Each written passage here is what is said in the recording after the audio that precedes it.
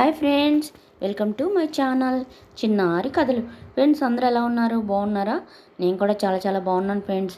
మీరు కూడా చాలా బాగుండాలి. ఫ్రెండ్స్ చిన్న రిక్వెస్ట్, ఫస్ట్ టైం కనుక మా ఛానల్ చూస్తున్నట్టయితే ప్లీజ్ ఒక లైక్, ఒక కామెంట్ చేయండి ఫ్రెండ్స్. మీరు ఇచ్చే ఒక కామెంటు, ఒక లైక్ మా ఛానల్ ఎంతో గ్రోత్ అవుతుంది ఫ్రెండ్స్. ఈరోజు దయ్యాల దిబ్బ వజ్రాలహారం 15వ భాగం చెప్పుకుందాం. అప్పటికి 2 రోజులుగా ప్రయాణం చేసి 3వ నాడు సాయంత్రానికి అడవి మార్గం వెంట వెళ్తున్నాడు శశికాంత్. దేవముఖుడు గుర్రాలు ప్రయాణించలేని దుర్గమారణ్యం కనుక వాటిని స్వేచ్ఛగా విడిచిపెట్టి కాలినడకన ముందడుగు వేశారు ఆ మిత్రులిద్దరూ.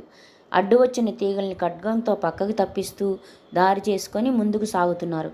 ఓ గడియ తర్వాత ఓ మైదాన ప్రదేశానికి చేరుకున్నారు. సరిగ్గా అక్కడ ఎదురైంది వాళ్ళకి ప్రమాదం. జంతు చర్మాలను ధరించి ఉన్న అడవి మనుషుల గుంపు వారి ఎదుట నిలిచింది. ఎత్తుగా దృఢంగా ఉన్న వాళ్ళ చేతుల్లో బరిసెలు, కత్తులు ఉన్నాయి. ఆ బీకారాకరులు ఒక పెట్టిన బీకారంగా నవ్వి తమ ఆయుధాలను పైకెత్తి గంతులు వేశారు. ఆ దృశ్యం చేసిన దేవముఖుడి ధైర్యమంతా జారిపోయింది. అది గమనించిన మిత్రుడి భుజం తట్టాడు శశికాంతుడు. అకస్మాత్తుగా వాళ్ళు గంతులు వేయడం ఆపారు.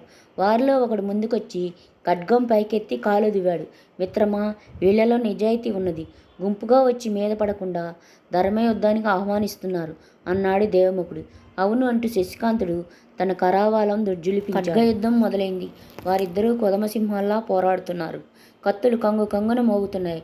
ఆ శబ్దాలకు చెట్లపై ఉన్న పక్షులు రెక్కలు టపటపాలాడిస్తూ తోచని దిక్కుగా ఎగిరిపోతున్నాయి. అరగడియలో పోరు ఆగిపోయింది. వికారాకారుడి చేతిలో ఖడ్గం ఎగిరి 2 ముక్కలైంది. శశికాంతుడిని మెచ్చుకున్నట్టుగా ఆ అడవి మనుషులు 2 చేతులు పైకెత్తి అరిచారు. సంతోషం, ఓడిపోయారు కాబట్టి మీ దారిన మీరు పొండి, మాకు ఇప్పటికే ఆలస్యమైంది అన్నాడు దేవముఖుడు. వీల్లేదు, మీరు మా వెంట రావాలి అన్నాడు ఓ అడవి మనిషి. ఇదే న్యాయం, ఈ మనిషి నా చేతిలో ఓడిపోయాడు కదా, మేమెందుకు రావడం అని ప్రశ్నించాడు శశికాంతుడు. సందేహం లేదు, గెలుపు నీదే కోనా. చిన్నోడివైనా మా తాండాలో మునగాడిని గెలిచావు, కానీ మా గూడానికి వచ్చి మా ధోరణి కలుసుకోవాలి అన్నాడు దున్నపోతుల ఉన్న ఓ మనిషి. మనం గెలిచినందుకు ఉచిత రీతిని సత్కరించి బహుమతులనిచ్చి పంపిస్తారేమో మిత్రమా అన్నాడు దేవముఖుడు సంతోషంగా. అదేం కాదు దొర, మమ్మల్ని గెలిచిన వాళ్ళని మా దేవతకి బలి ఇవ్వడం మా ఆచారం.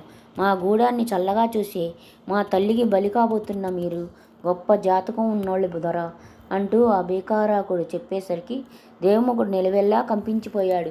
ఆ మాట ముందే చెప్పినట్టు ఓడిపోయేవాడు కాదు కదా, ఇది అధర్మం, ఇది అన్యాయం ఎక్కడైనా ఉందా అంటూ అరిచాడు దేవముఖుడు. ఆ బీకారాకులంతా మౌనం వహించి శాంత గంభీరంగా ఆ మిత్రుల వైపు చూస్తున్నారు. గడియ తర్వాత ఆ ఇద్దరు చుట్టూ గుంపుగా నిలిచారు ఆ అడవి మనుషులు. ఒకరి ముఖం ఒకరు చూసుకొని వారి వెంట చక్రబంధంలో ముందుకు కదిలారు ఆ మిత్రులు.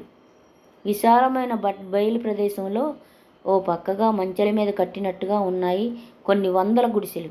మరో పక్కగా దట్టంగా ఫలవృక్షాలు ఉన్నాయి. గుడిసెలకు ఎదురుగా 2 తాడి చెట్ల ఎత్తున పెద్ద భారీ ఆకారమైన శిలాప్రతిమ ఉన్నది. మానవాకృతి కలిగి తోడేలు ముఖంతో కోరలు చాచి మహాభీకరంగా ఉన్నది ఆ విగ్రహం. ఆ విగ్రహం ముందు ఎత్తైన రాతి వేదిక ఉన్నది. దాని మీద 3 గుంజలకు కట్టివేయబడి ఉన్నారు కాంచనమల్ల, నాగవల్లి, భూషయ్య. దూరం నుంచే వాళ్ళని చూసి ఆశ్చర్యపోయి ముఖముఖాలు చూసుకున్నారు దేవముఖుడు, శశికాంతుడు. వాళ్ళు వేదికను సమీపిస్తుండగా ముందుగా గమనించి కాంచనమాల ఆనందం పెట్టలేక ఒక అరుపు అరిచింది. ఆమె అరుపుని బెదిరిన అడవి మనుషులు కొందరు బరిసెలను పైకెత్తారు. ఆ ఇద్దరు మిత్రులను వారి ఎదురుగా ఉన్న గుంజలకు బిగించి కట్టారు. అడవి మనుషులు వేదిక దిగి వెళ్ళిపోగానే శశికాంత్ సూటిగా కాంచనమాల వైపు తిరిగి, యువరాణి, ఏమిటి సాహసం అన్నాడు. కాంచనమాల చిన్నగా నవ్వింది. భూషయ్య మిమ్మల్ని తప్పుదారి పట్టించాడు, అందువల్ల ఈ ప్రయాణం తప్పలేదు. పైగా ఆహారం విషయంలో మీకు సహాయం చేయాలనుకుంటున్నాను. ఇప్పుడు మీకే మా సహాయం అవసరమైంది అంటూ ఆమె మాటలకు నాగమల్లి పూర్తి చేసింది. మంచి పని చేశారు. మగవుల సాహసం మగవారి కంటే తక్కువేమి కాదని రుజువు చేయాలనుకున్నారన్నమాట అంటూ నవ్వాడు దేవముఖుడు. అతడి వైపు వెక్కిరింపుగా చూసి నవ్వింది నాగమల్లి. ఏమయ్యా శశికాంతు, నన్ను కాపాడుతానని మాట ఇచ్చావు. నీ మాట కాదని యువరాణి బలవంతంగా ఈడ్చుకొచ్చి ఇక్కడ పడేసింది. ఈ అడవి మృగాలు ఏం చేస్తారో తెలియక భయపడి చస్తున్నాను అంటూ బెదురుతూ అన్నాడు. ఇలాంటి భయంకరమైన విగ్రహాలను పెట్టుకున్న వాళ్ళకి బలులు ఇవ్వడంలో ఉన్న తృప్తి ఇంకా ఎందులోనూ ఉండదు. అదిగాక నీలాంటి భారీ కాయాలను బలి ఇస్తే క్షుద్రదేవతలు ఆనందించి కోరిన కోరికలు తీరుస్తారని వాళ్ళ నమ్మకం అని చెప్పాడు దేవముఖుడు. ఒళ్ళంతా కదిలిపోయేలా గజగజ వణికిపోయాడు భూషయ్య. అసలే భయంతో చస్తుంటే నీ మాటలతో ఇంకా బెదరగొడతావేంటి నాయనా అంటూ దండం పెట్టాడు. అతడి వాలకం చూసి నాగమల్లి, దేవముఖుడు పక్కపక్క నవ్వారు. భూషయ్య, అధైర్యపడితే ఈ గడియలోనే చచ్చిపోతావు. ధైర్యం తెచ్చుకో, నా మాట మీద నమ్మకం ఉంచు, నిన్ను ప్రాణాలతో బయటపడేస్తాను అన్నాడు శశికాంతుడు. ఆ పని చెయ్యి బాబు, నిన్ను నా భార్య నిన్ను దేవుళ్ళ కొలుస్తాం అని అన్నాడు భూషయ్య. అంటూ ఉండగానే 10 మంది భారీకాయలు ఒక సింహాసనాన్ని పల్లకిలా మోసుకొచ్చి వేదిక మీద వాళ్ళ ఎదురుగా పెట్టారు. 4 మనుషులు ఓ బేకారాకుడిని మోసుకొచ్చి ఆ సింహాసనం మీద అతి కష్టం మీద కూర్చోబెట్టారు. చావు బతుకుల మధ్య ఊగిసలాడుతున్న అతను ఆ అడవికి తండాకి నాయకుడు. వాళ్ళ వెనుకగా పుర్రె చేతబట్టి ఓ మంత్రగాడు వేదిక మీదకి వచ్చాడు. పుర్రెను పైకెత్తి అరిచాడు. వెన్నెల వెలుగులో ఆకాశం ఉరిమింది. మెరుపులు మెరిశాయి. నాయకుడి చేతిలో ఉన్న వజ్రాల హారం తళుక్కున మెరిసింది. అప్పుడే తెచ్చిన కాగడాల వెలుగులో అది దగదగా మెరుస్తూ వాళ్ళందర్నీ ఆశ్చర్యపరిచింది. మిత్రమా, ఇదే హారం అన్నాడు దేవముఖుడు. అవును, తల ఊపాడు శశికాంతుడు. ఇక్కడికెలా వచ్చింది అన్నది కాంచనమాల. విడ్డూరంగా ఉంది అన్నది నాగమల్లి.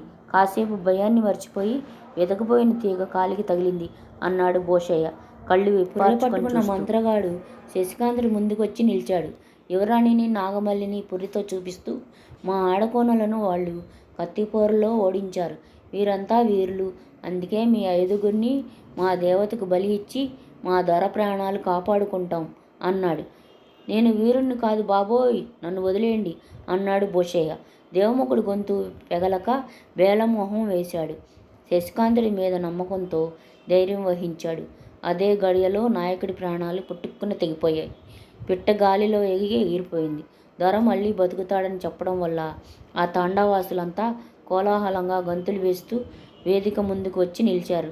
మీ దొర బతకడు అంటూ ప్రదేశమంతా దద్దరిల్లేలా బిగ్గరగా అరిచాడు శశికాంతుడు.